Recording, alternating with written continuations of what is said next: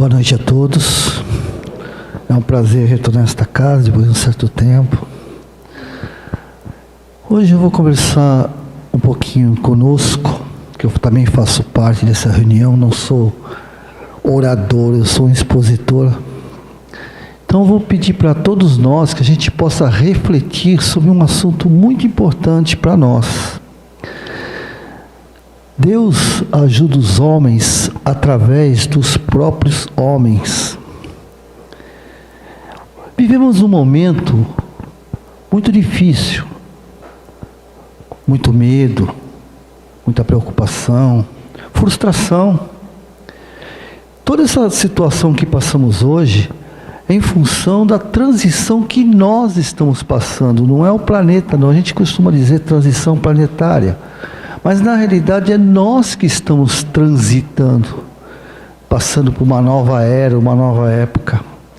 E nessa transição que nós estamos passando, se faz necessário tudo isso que está acontecendo conosco. Chegou um momento em que as nossas escolhas foram oportunizadas, em que nós mas tínhamos muito mais livre-arbítrio, tomando decisões até muitas vezes incabíveis para nós mesmos, porque nós não prejudicamos o outro quando tentamos ferir o outro, magoar o outro. Na realidade, o que nós fazemos é prejudicar a nós mesmos. Porque toda e qualquer atitude que nós fazemos, isso é repetidamente nos dito pela espiritualidade, que tudo que fazemos são consequências futuras para nós mesmos. Muitas vezes os prazeres que nós temos no dia a dia são tóxicos. É como se eu me intoxicasse com drogas. O prazer é momentâneo, porém quando o efeito acaba, normalmente a gente cai no chão ou até perde o chão. E os prazeres não estão só na volúpia do sexo, das drogas, do álcool, dos vícios. Os prazeres também estão na satisfação de nós sobrepormos a vontade do outro. E Deus, a criação, Jesus e toda essa falange de espíritos que nos acompanham e nos guiam e nos mostram o caminho, jamais interfere em nossas vidas, por incrível que pareça. Por isso que eu trouxe essa informação hoje, porque a pergunta sempre é: qual é a melhor forma de nos comunicarmos com Deus? Porque nós estamos o tempo todo, o que eu mais ouço hoje é: graças a Deus, vai com Deus, Deus vai me ajudar. Fazemos oração, fazemos corrente, fazemos pedidos e mais pedidos a Deus para resolver os nossos problemas, os problemas que nós construímos. E na maioria das vezes, os caminhos que tomamos, a espiritualidade amiga, que na realidade são os mensageiros do Criador, são contrárias às nossas atitudes. Mas nós insistimos e eles respeitam. E quando nós chegamos no auge das nossas consequências, que começam a vir os frutos amargos, a gente começa a implorar para que Ele resolva os nossos problemas.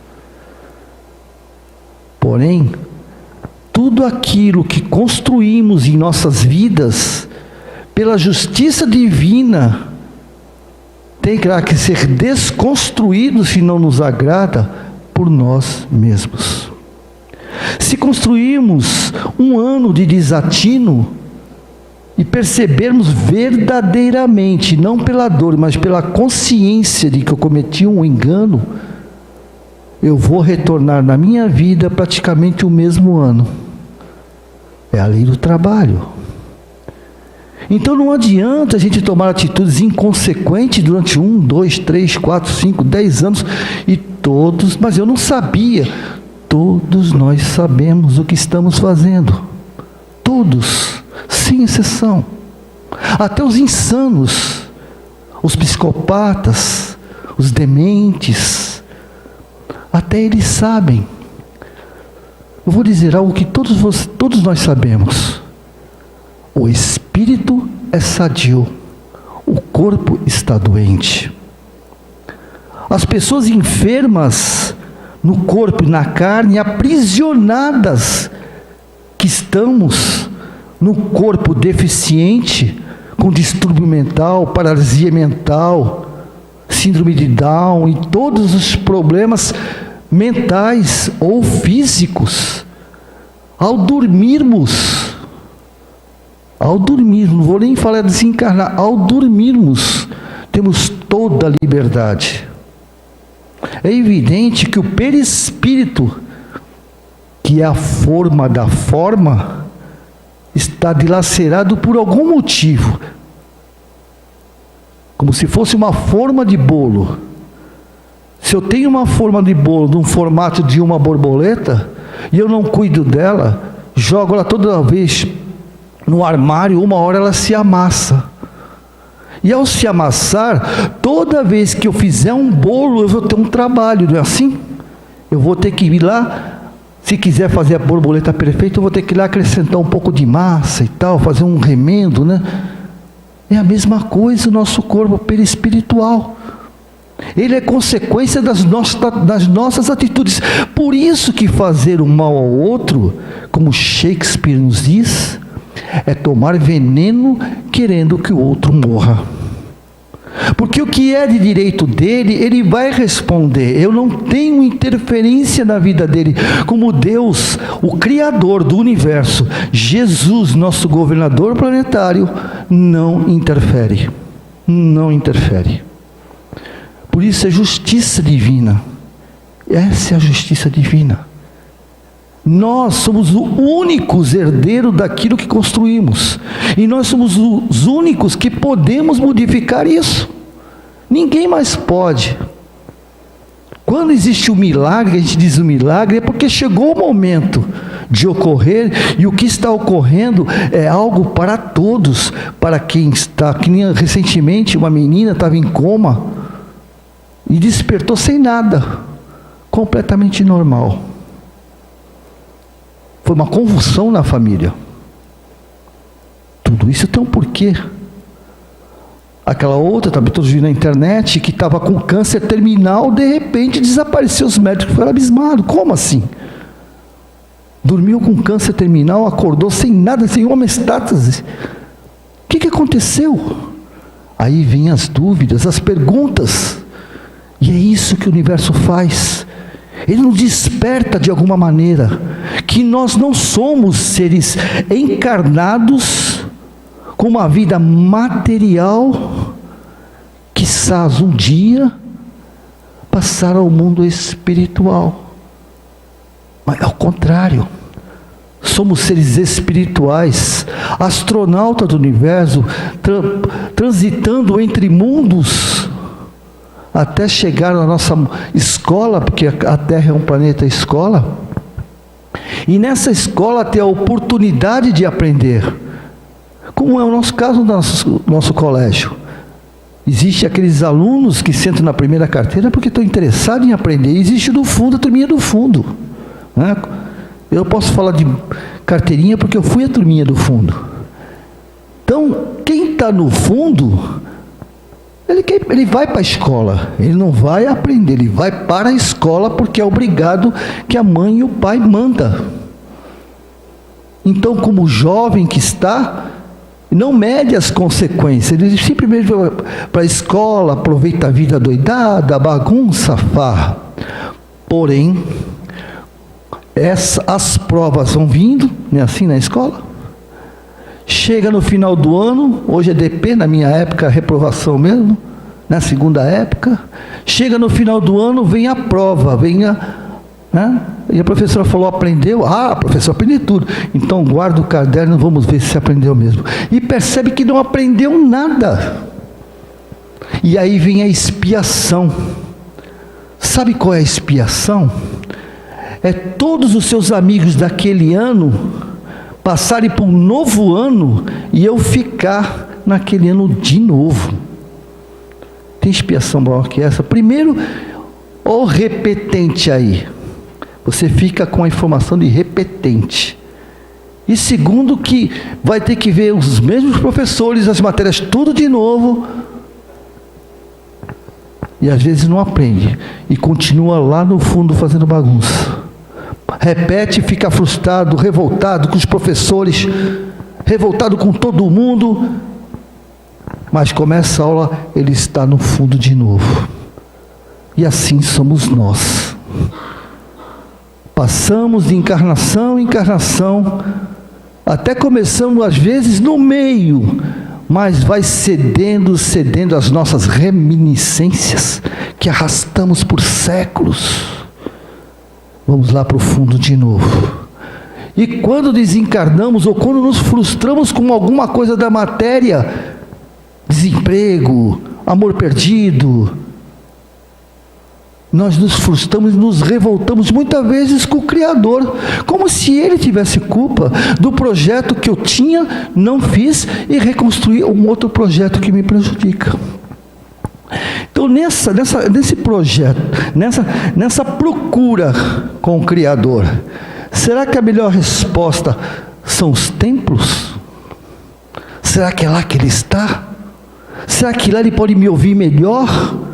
Seja qual for o templo, budista, católico, espírita, será que lá Ele pode me ouvir verdadeiramente?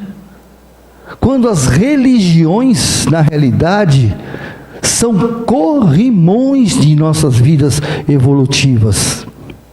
São escolhas que tomamos, como aqueles corrimões de nossas casas, que eu escolho de acordo com o que me agrada. Decorei esta casa maravilhosa, olhei e falei, não, ali fica bem um corrimão redondo, para quando alguém não conseguir subir sem se segurar em algo, é esse corrimão que vai servir. Passa um tempo, não gosto do redondo, não, eu gosto de quadrado, e muda para o quadrado. E assim nós pulamos de filosofias e religiões. Ele pode ver, um dia espírita, outro dia evangélico, outro dia cai na Umbanda, e depois volta para o evangélico. Por quê? Porque muitas vezes nós seguimos o ouvir dizer. Olha, eu fui numa igreja evangélica, olha, o cara perdeu tudo, foi lá, fez o que tinha que fazer, recuperou tudo. Ou eu fui no centro espírita, que lá tem uma médium que quando dá um passe, você sai leve, solto. E assim as outras casas. Só que esse que perdeu tudo, que recuperou, teve uma oportunidade de ressignificar o seu comportamento. Olha, esse é o caminho. Porque Deus não direcia. Jesus, Ele não falou que Ele era cristão, que Ele era evangélico, Ele não falou. Ele não tinha religião, Jesus, ou tinha? A religião de Jesus, sabe qual é? Do amor cósmico universal, que é o amor de Deus. Então Jesus nos ensinou isso, mas Ele falou, não tem problema. Não tem problema, você se sente bem lá, se você consegue, sabe onde é que Jesus está? Aliás, onde é que Deus está? Jesus falou assim, queres conversar com o Pai? Entre em tua casa, fecha as portas, apaga a luz e Ele te ouvirá. Esse é o nosso templo. Esse é o nosso templo. Mas não é eu sei, eu acredito, mas ainda não sei. Acreditar é compreender que existe. Saber é aderir que existe. Então, nesse momento, quando entramos em umas casas, é ela que vai nos dar o caminho. Mas nós precisamos aderir à informação desta casa. Porque todas as casas religiosas, todas sem exceções, está lá cunhado a mensagem evangélica do Criador e de Jesus, evangelizando a cada um de nós. Está lá, todas seguem o mesmo padrão. Nós muitas vezes modificamos, é evidente. Então, nesse processo, o que nós fazemos nas casas filosóficas, religiosas, ou na nossa casa? Nós rezamos. Deixa eu vir para um pouquinho. Nós rezamos, ou seja, criamos um mantra no desespero de resolver imediatamente nossos problemas. Pegamos o terço e fica uma Ave Maria cheia de graça, Pai Nosso, Pai Nosso, Pai Nosso, Pai Nosso. No final esquece, caramba, era no 104, 114. Que número eu estou mesmo? Esqueci, eu estava pensando em outra coisa. Eu vou começar tudo de novo. Será que através das correntes, quando a gente precisa de algo muito importante, a gente faz uma corrente, ou acompanha uma corrente? Gente, é reflexão, tá? As minhas exposições são reflexivas, não estou afirmando nada, para que a gente avalie, tá certo? Não estou dizendo nem que está certo ou que está errado, para a gente avaliar. As correntes individuais, o que nós fazemos para nós, é o que colocamos no Facebook, no YouTube, nos grupos, coletivas, não é isso? Ou seria a prece? Sabe o que é a prece? Eu tive refletindo um dia desse.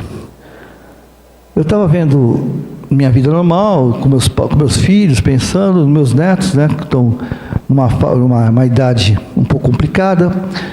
E eu percebi o seguinte, que nós, eu digo nós, tá? Não estou dizendo vocês, nós. Funciona assim. A espiritualidade fica do nosso lado que nem um pai e uma mãe. E às vezes até é o pai e a mãe que está do lado, Não faz isso, tu vai se machucar. E você vai indo. Não faz isso, você vai se machucar. Eu continuo indo. Não faz isso. Eu já ouvi assim, o filho falar para o pai, você não se arrebenta, mas não faz isso, filho. Olha, eu já fiz isso, quebrei a cara. Você não quebrou a cara? Deixa eu quebrar. Deixa eu quebrar a cara. Isso para mim é masoquismo, Então, não faz isso, não faz isso, não faz isso. A espiritualidade nos fazendo. Então ela começa a colocar obstáculos na minha vida. Ela não interfere, ela não muda a minha vida, mas ela põe obstáculos. Eu afasto e pulo.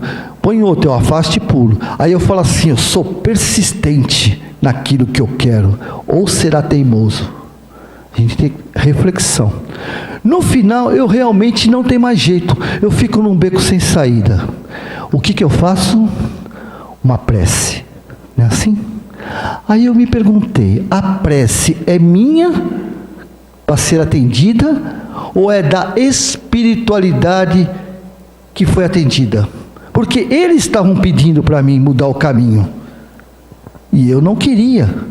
E quando eu percebo que eu estou errado, é porque eu ouvi a preces deles. É o inverso. Na realidade, nós ouvimos a espiritualidade e nós pedimos, Só que a nossa prece é tipo assim, eu caminhei até aí tudo errado e quero que eles resolvam esse problema que eu criei, aguardando que anjos, eu vou em cena, aí eu me modifico, Eu levei um baita de um tombo, estou machucado, eu me modifico, aí eu viro outra pessoa, completamente diferente, tolerante, bondosa, ou seja, fazendo uma espécie de troca com a espiritualidade. Eu fico bonzinho e você resolve o meu problema, tá certo?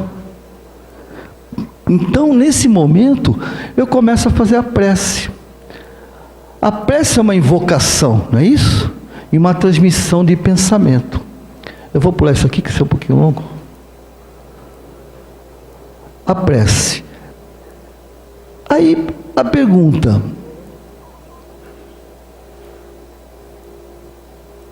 Peraí, aqui.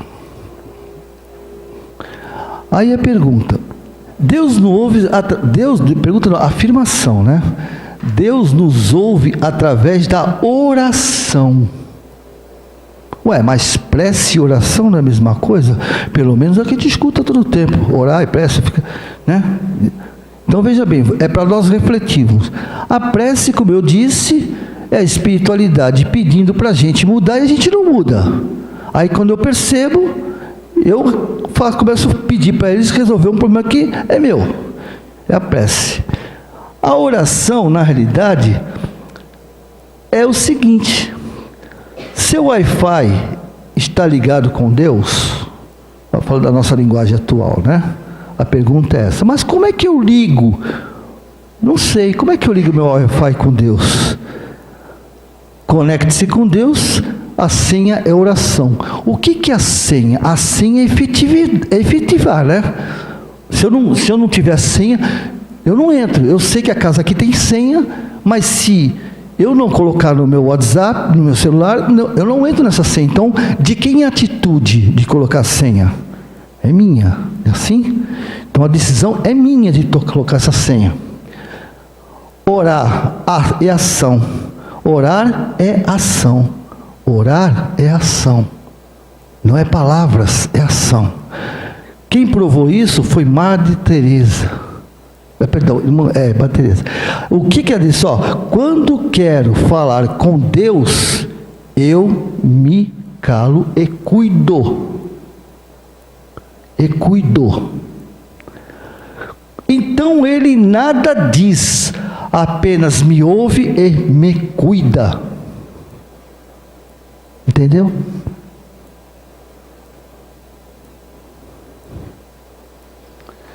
Mãos que servem são mais santas que lábios que rezam. Vamos refletir isso. Mãos são mais santas, que servem são mais santas do que lábios que rezam. O que está acontecendo conosco hoje, com a humanidade? Comigo, conosco. Estamos preocupados com o coronavírus, que está matando não sei quantas pessoas. Estamos com medo dos nossos filhos, com depressão, suicídio está aí, jovens de 15, 14 anos, cada 25 segundos, uma pessoa morre de suicídio, uma pessoa tenta se suicidar, a cada 40 pessoas se suicida. Mas o que nós esquecemos é que cada 5 segundos, uma pessoa morre de fome. 5 segundos. Morre de fome. Vocês sabem o que é morrer de fome? Já sentimos fome?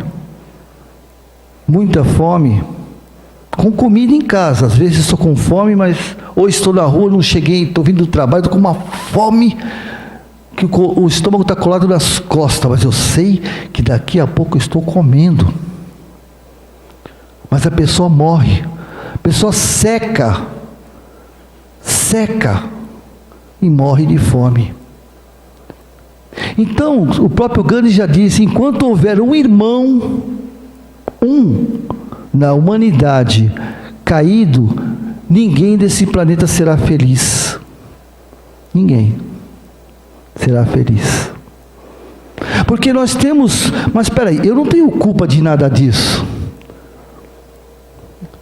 Eu não tenho culpa de nada disso. Nós temos sim. Não culpa. Culpa não existe. A culpa não existe. Quem provou que a culpa não existe foi Saulo de Tarso, que um dia que virou Paulo. Que ele não se culpou, e ao não se culpar, fez chegar o Espiritismo onde chegou hoje, a doutrina de Jesus, o cristianismo. Então, a responsabilidade de tudo isso é nossa sim, porque nós vivemos numa sociedade na qual nós construímos. É nós que construímos essa sociedade, através dos nossos pensamentos, sentimentos, emoções e atitude. Porque as nossas atitudes corrompidas alimentam a psicosfera planetária, que alimentam aqueles contrários que querem continuar, que a psicosfera continue corrompida. As drogas, vamos fazer uma reflexão aqui. As drogas, a responsabilidade de drogas na rua é de quem fabrica, de quem fornece ou de quem as toma ou a usa? Muitas vezes é nossa, dos pais. É uma reflexão para nós fazermos. Então a sociedade hoje pede, implora que nós mudemos. Por isso que ouvimos o tempo todo, nós escutamos. Vou falar de novo, nós escutamos, mas não ouvimos. Porque escutar é porta bater, cachorro latir, gato miar, briga de vizinho, isso é escutar. Ouvir é refletir. Quem ouve não são a parte cognitiva do ouvido, é o coração. Simbolicamente, quem ouve é o coração. O coração ouve, porque ao ouvir ele sente, ele se torna empático. Então, nesse momento, o que está vendo com a sociedade é que nós estamos completamente isento aos problemas nossos. Nós vemos os conflitos que estão por aí.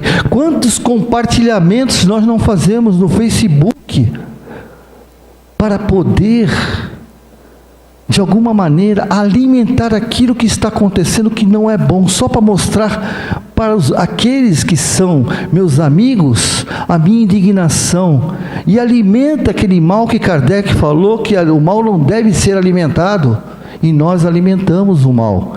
E não é alimentar o fazendo o mal, porque ele mesmo disse, aquele que não faz o mal também o está alimentando. A indignação não pode ficar como a psicologia fala, os indignados de pijama, que nós ficamos simplesmente indignados, compartilhando e compartilhando e compartilhando. Nós precisamos, como seguidores de Jesus que somos, estamos aqui porque estamos procurando Ele, principalmente porque nós somos convocados por Ele e aceitamos essa convocação. Porque o nosso planeta, a nossa sociedade, a nossa família, principalmente a nossa família, só vai mudar a hora que eu mudar, não adianta. Pode levar os nossos filhos em os maiores psicólogos, os maiores terapeutas, os maiores psiquiatras, que eles não vão resolver os problemas de nossos filhos. Porque esses problemas, eles começaram há séculos atrás. Num conflito entre irmãos, pais, filhos, não importa quem for, ou até inimigos de balcão. Uma discussão que gerou uma violência, que houve uma morte. Todos nós sabemos disso. Quantas e quantas bibliografias, quantas e quantas histórias tem sobre isso. Dali criou-se um conflito, como se diz, de melhor entendimento, karma, entre duas pessoas que nunca se viram teoricamente. E a partir dali começou um convívio que pode chegar entre mãe e filho, que é o laço mais forte que existe. Todos nós sabemos ou acreditamos. Algum de nós acreditamos, mas ainda não sabemos, porque vivemos como se não soubéssemos. Quem acredita vive como se não soubesse. E nós não suportamos muitas vezes nossos maridos, nossas esposas, os nossos pais, que nos deram a oportunidade da vida, não importa quem ele seja, um drogado, um viciado, batia na minha mãe, não estou dizendo que está certo, mas ele me deu a oportunidade de estar nesse planeta, tratando da minha missão, que sou eu. Irmãos que não se falam, mães que imploram a presença dos filhos. E nós estamos preocupados com coisas materiais. Não estou falando isso para a gente se sentir culpado, não. É para refletir. Porque a culpa não existe. A culpa não existe. Não existe. Por isso que eu disse de Saulo. Saulo, não sei se vocês sabem, ele praticamente quase exterminou os cristãos na época. E ele ia atrás de um líder chamado Ananias. Um líder. Por isso que ele ia para Damasco. Encontrou Jesus. Jesus só fez uma pergunta para ele, apenas uma. Uma pergunta. Saulo, Saulo, por que me persegues? Tocou o coração dele. E a cegueira de Saulo não foi uma cegueira física, uma cegueira espiritual de tudo aquilo que ele percebeu de errado que ele estava fazendo, que ele tinha que se converter naquele momento. E quem curou Saulo, mostrando todo o ensinamento de Jesus, foi Ananias. O mesmo que ele ia matar, foi o que o curou da cegueira. Por que isso? O que simboliza? Porque eu sempre falo simbolismo. Essa cegueira era a ignorância da responsabilidade que ele tinha. Então, a partir do momento que ele observou tudo isso, ele começou a enxergar o seu destino, a sua tarefa. E provavelmente eu estou aqui para isso, para que eu possa enxergar a minha tarefa. E eu acredito que muitos de vocês, porque o acaso não existe, o acaso é uma forma de Deus se manter anônimo para aqueles que não acreditam. Porque para as pessoas que acreditam, tudo que acontece foi porque Deus determinou, porque o acaso não existe. Agora, para aqueles que não acreditam, o acaso existe, porque Deus vai fazer tanto para o bom como para aquele que é doente, que é ruim.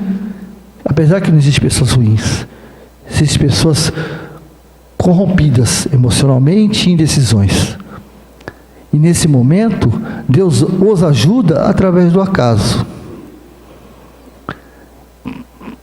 Que nós, de alguma forma, possamos avaliar a nossa responsabilidade. Não adianta eu querer ajudar o meu semelhante da porta da minha casa para fora, se dentro da minha casa ou eu sou o conflito, ou então eu não gerencio conflitos. Porque a nossa responsabilidade de cada um de nós dentro do nosso lar é gerenciar o conflito que nós mesmos construímos. Porque não haveria justiça divina, não haveria amor divino, se o meu Criador colocasse eu ao lado de alguém que me prejudica, ou vice-versa. Se estamos juntos, como diz Fernando Pessoa, é porque somos anjos de uma asa só. E anjo de uma asa só, ele fica rodando. Eu preciso de outro anjo para me abraçar, para poder alçar o voo. Só que tem um detalhe, mais uma vez para nós refletirmos. Para alçarmos voo, esse anjo na qual eu abraçar, tem que ter uma asa diferente da minha. Porque senão eu nem ele alça voo. Isso significa que as pessoas com quem temos que estar abraçados são todas aquelas que por algum motivo sejam diferentes de nós. E de preferência nossas desavenças. Que Deus abençoe a todos, obrigado pela paciência, que ilumine os nossos lares. Muito obrigado.